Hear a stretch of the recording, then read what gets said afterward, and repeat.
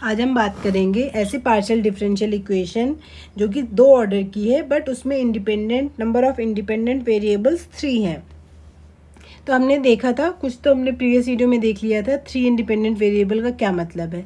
तो मान लीजिए आपके पास u डिपेंडेंट वेरिएबल है और u डिपेंड करता है x, y और z पे। तो आपके 2 ऑर्डर तक के कितने डेरिवेटिव पॉसिबल हैं? डेल u अपॉन में del x, del u upon में del y, del u upon में डेल z। ये तो फर्स्ट ऑर्डर के हो गए। 2 ऑर्डर के देखेंगे, डेल u अपॉन में del x square, del 2u upon में del x del y, del 2u upon में del y square, del 2u upon में del y del z, del 2u upon में डेल z का square और del 2z upon में del z into del x। ठीक है, तो ये आपके पूरे 6 डेरिवेटिव हैं जो आपके 2 ऑर्डर के पास पॉसिबल है। ठीक है, तो 2 इंडिपेंडेंट वेरिएबल जब होते थे तो उसमें हमें आर एस टी ऐसे डिफाइन कर लेते, बट इसमें ऐसा कुछ डिफाइन नहीं करते हैं। बस आप ये कर सकते हैं, इसमें हम इसको थोड़ा सा शॉर्ट बनाने के लिए हम नोटेशन दे देते हैं कि इसको हम यू एक्स एक्स करके डिनोट कर लेंगे, इसको हम यू एक्स वाई करके डिनोट कर लेंगे, इसको हम यू वाई वाई करके डिनोट कर लेंगे और इसको यू वाई जेड करके, ये यू जेड जेड हो जाएगा और ये हो जाएगा, ये ऊपर यू आएगा और ये यू जेड एक्स हो जाएगा। ठीक है, और हमने ये भी बात कही थी generally u x y u y z बराबर होते हैं, यू जेड एक्स जो होगा यू एक्स जेड के बराबर होगा और यू एक्स डब्ल्यू जो होगा यू डब्ल्यू एक्स के इक्वल होगा। ठीक है, तो इस तरीके से आपका ये इनके कोफिशिएंट हो गए। तो कोई भी अगर आपकी 3 ऑर्डर की डिफरेंशियल इक्वेशन होगी, सॉरी 2 ऑर्डर की बट 3 इंडिपेंडेंट वेरिएबल होंगे, तो उसमें आपको ये अगर पूरी मैक्सिमम अगर आप देखेंगे तो ये पूरे के पूरे 9 कोफिशिएंट आपके अवेलेबल होंगे। ठीक है, और कम भी हो सकते हैं इनसे और मैक्सिमम आप यही 9 पार्शियल डेरिवेटिव आप देख सकते हैं। ठीक है, तो अब अगर कोई भी ऐसी इक्वेशन है, जैसे कि मैं एग्जांपल की बात करूं, u x x plus u y y equal to u z z, तो ये कितने वाली है? 3 इंडिपेंडेंट वेरिएबल है, एक्स भी इंडिपेंडेंट है, वाई भी इंडिपेंडेंट है और जेड भी इंडिपेंडेंट है। और अगर और देखना चाहें तो और देख सकते हैं, u x x plus u y y plus u z z plus u x plus u y plus u y z is equal to 0। तो इसमें भी आप देख सकते हैं u का x के रेस्पेक्ट में भी हो रहा है, y के रेस्पेक्ट में भी, z के रेस्पेक्ट में। तो ये भी आपका 3 इंडिपेंडेंट वेरिएबल की ही पार्शियल डिफरेंशियल इक्वेशन है। ओके, तो अब हमारा क्वेश्चन यहाँ पे है कि अगर 3 इंडिपेंडेंट वेरिएबल है तब हम क्लासीफाई कैसे करेंगे किसी भी डिफरेंशियल इक्वेशन को। तो इसके लिए जो रूल है उसमें आपको सबसे पहले एक कोफिशिएंट मैट्रिक्स आपको रेडी करना पड़ेगा। ये कोफिशिएंट मैट्रिक्स देखिए कैसे बनेगा, coefficient of u x x.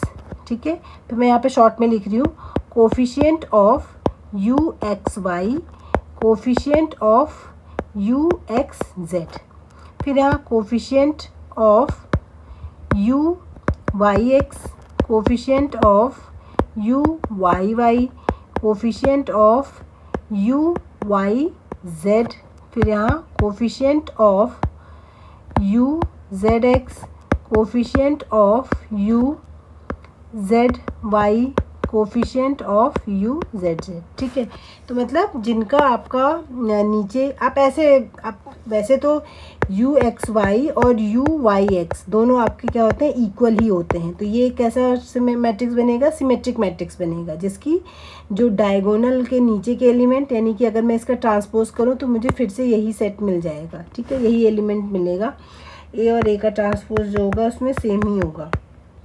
तो देखिए कैसे कर सकते हैं। अब आपको पता है जब भी आपने मैट्रिक्स में देखा होगा ए आई जे नोट करते थे, तो ए आई जे में आई रो को डिनोट करता है, जे कॉलम को डिनोट करता है। ठीक है, तो आप ऐसा मान सकते हैं पहली रो एक्स के रिस्पेक्ट में, दूसरे में वाई में चेंज करना है, तीसरे में जेड में चेंज करना है। ठीक है, वैसे ऐसा कुछ नहीं है, आप आपस में अगर इनको चेंज भी कर दें एक्स वाई की जगह वाई एक्स तो भी कोई फ़र्क नहीं पड़ेगा, बट एज इट इज़ अगर फॉर्मूला देखा जाए तो पहले वाले में देखिए जो आपके डायगोनल के में तो दोनों सफिक्स बराबर ही आते हैं, ए आई आई टाइप के, ठीक है। बाकी ऊपर देखेंगे तो आपका क्या होगा, पहले वाले में आपने नॉर्मली नोट किया होगा A11, A12, A13, यानी कि पहले वाला जो एलिमेंट होता है वो फिक्स रहता है, बाद के जो एलिमेंट होते हैं ये सफिक्स होते हैं, ये चेंज होता है। तो इसी तरीके से इसमें पहला वाला तीनों में ही x है और इसके बाद वाला x y z आप चेंज कर देंगे।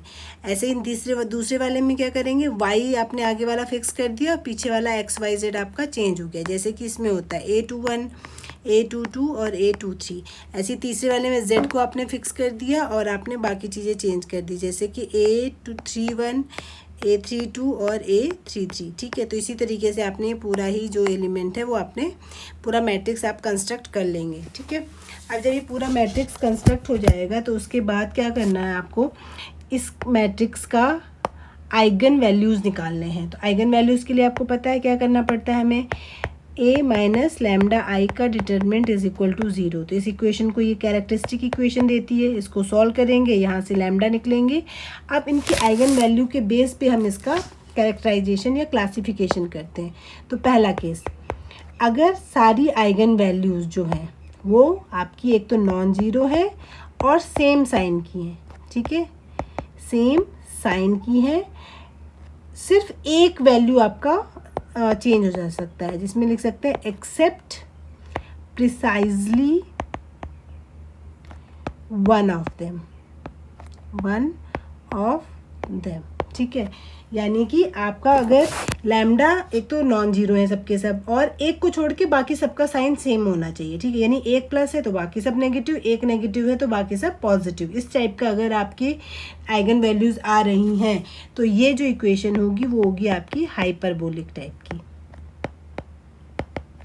सेकेंड है जिसको हम कहते हैं, अगर जो इसकी एक भी आइगन वैल्यू ज़ीरो हो गई, ठीक है, एनी वन, अगर एक भी आइगन वैल्यू ज़ीरो हो गई तो आपका हो जाएगा ये पैराबोलिक, ठीक है। और लास्ट बचता है आपका, अगर आपकी जो लैम्डा है वो एक तो नॉन ज़ीरो है और सबके ही सेम साइन है, ठीक है, सेम साइन है, तब उस केस में ये जो होगा वो इलिप्टिक हो जाएगा। ओके, तो 3 केस हो गए। आप ये बनाइए, फिर उसके बाद आप इनके आइगन वैल्यूज़ निकालिए। फिर अगर एक भी ज़ीरो है तो पैराबोलिक, सारे ज़ीरो, अगर एक भी ज़ीरो नहीं है और सबका सेम ही साइन है, यानी कि सारे पॉजिटिव हैं या फिर सारे ही नेगेटिव हैं, तो इलिप्टिक। बट अगर एक पॉजिटिव है बाकी सब नेगेटिव है, या एक नेगेटिव है और बाकी सब पॉजिटिव है, तो उस केस में ये हाइपरबोलिक होता है, ठीक है। तो अब ये इसके एग्जांपल देख लेते हैं तो ये ज़्यादा क्लियर हो जाएगा। जैसे कि हमारे पास है u(x)+ plus u(y)(y) is equal to u(z)(z), ठीक है। तो पहले आप मैट्रिक्स बनाइए। मैट्रिक्स बनेगा A इज इक्वल टू, पहले u(x)x का कोफिशिएंट, फिर u(x)y का कोफिशिएंट, u(y)z का कोफिशिएंट, सॉरी x(y) का x(z) का कोफिशिएंट 0, ठीक है। इसके हिसाब से x(x), x(y), x(z) ये 0 हो गए। वैसे भी आप देख सकते हैं केवल इक्वल जो सेम सफिक्स हैं, डायगोनल वाले ही एलिमेंट है इसमें, तो इसको आप ऐसे लिख सकते हैं u(x)x plus u(y)(y) minus u(z)z is equal to 0, यानी कि -1 हो जाएगा। बाकी सबकी वैल्यू क्या लगा लेंगे आप, 0। तो ये बन गया आपके पास A। अब नेक्स्ट क्या करेंगे आप, जैसे ये बन जाएगा, अब इसके आइगन वैल्यूज़ निकाल लेंगे, ठीक है। तो जब आप इसके आइगन वैल्यूज़ निकालेंगे तो बेसिकली सॉल्व तो आपको ये करना है, लैम्डा इज इक्वल टू 0 करेंगे, ये बनेगा minus lambda 0 0 0 minus lambda 0 0 -1 minus lambda 1 minus lambda 1 minus lambda, और ये बन जाएगा। तो इसका आप डिटर्मिनेंट इज इक्वल टू क्या करेंगे, 0 रखेंगे। बट आइगन वैल्यूज़ में आपने देखा होगा जब मैट्रिक्स के आइगन वैल्यूज निकालते हैं, चूँकि डायगोनल मैट्रिक्स बन रहा है तो डायगोनल में जो आइगन वैल्यू आते हैं वही आते हैं जो डायगोनल के एलिमेंट है, तो यानी इसकी आइगन वैल्यूज़ 1 1 और -1 आ जाएंगी। तो आप देख सकते हैं एक तो ये सारी की सारी नॉन ज़ीरो हैं, दूसरा एक नेगेटिव है बट बाकी दोनों क्या है, पॉजिटिव है। तो ये वाले केस बन गया कि सेम साइन एक्सेप्ट प्रिसाइसली 1, एक को छोड़ के बाकी सबका सेम साइन है। तो ये वाला कौन से केस की इक्वेशन हो गई, हाइपरबोलिक में इसको क्लासीफाई कर सकते हैं। ओके, तो आई होप आपको ये क्वेश्चन समझ में आ गया होगा। एक और एग्जांपल ले लेते हैं फॉर मोर क्लैरिफिकेशन। ये वाला क्वेश्चन जैसे कि हो गया u(x)x plus u(y)(y) plus u(z)z plus u y z plus u z y is equal to 0। तो इसमें आप पहले ए रेडी करिए। ए रेडी करेंगे तो देखिए एक्स एक्स आ जाएगा, यू वाई वाई यहाँ आ जाएगा, यू जेड जेड यहाँ आ जाएगा। बाकी एक्स वाई है नहीं तो 0 हो जाएगा, एक्स जेड है नहीं वो भी 0 हो जाएगा। तो ये सिमेट्रिक होता है। यू वाई जेड है तो इसकी वैल्यू 1 हो जाएगी, यू जेड वाई की वैल्यू भी 1 है तो इसकी वैल्यू भी कितनी हो जाएगी, 1 हो जाएगी। तो इस तरीके से ये आपका मैट्रिक्स तैयार हो जाएगा। अब इसका आपको आइगन वैल्यूज़ निकालने हैं, ठीक है। तो determinant of A minus lambda I is equal to निकालिए 1 minus lambda 0 0 0 1 minus lambda 1 0 1 1 minus lambda का डिटरमिनेंट इज इक्वल टू 0। अब इसको सॉल्व करेंगे तो 1 माइनस लैम्डा फर्स्ट रो के रिस्पेक्ट में आप इसे खोल लीजिए तो ये बनेगा आपके पास 1 माइनस लैम्डा का square minus 1 is equal to 0। 1 minus lambda 1 plus lambda का square minus 2 lambda minus 1 is equal to 0। ये कैंसिल आउट हो जाएगा। लैम्डा कॉमन कर लीजिए, लैम्डा माइनस 2 बचेगा और 1 minus lambda is equal to 0। तो आइगन वैल्यूज हैं 0 2 और 1। तो कौन सा केस बना, अगर एक भी आइगन वैल्यूज जो है आपकी वो 0 होती है तो वो कौन सा केस हो जाता है, पैराबोलिक। तो ये पैराबोलिक टाइप की इक्वेशन हो गई। ओके, अब फाइनल क्वेश्चन देख लेते हैं जिसमें आपका इलिप्टिक वाला केस देख लेते हैं। U x x plus u y y plus u z z is equal to 0। तो इसके लिए ए बन जाएगा आपका, डायगोनल के एलिमेंट 1 1 आ जाएंगे, बाकी एलिमेंट 0 0 0 0 हो जाएंगे। चूँकि डायगोनल के ही एलिमेंट इसकी आइगन वैल्यूज़ हो जाएंगी तो लैम्डा इक्वल टू 1 1 1। तो देख सकते हैं सारे नॉन ज़ीरो हैं, सारे ही सेम साइन के हैं, यानी पॉजिटिव ही हैं। यानी कि ये कौन सा केस हो जाएगा आपके पास, इलिप्स हो जाएगा। तो आई होप आपको ये जो 2 ऑर्डर की जो 3 वेरिएबल में क्लासिफिकेशन थी वो क्लियर हो गई होगी।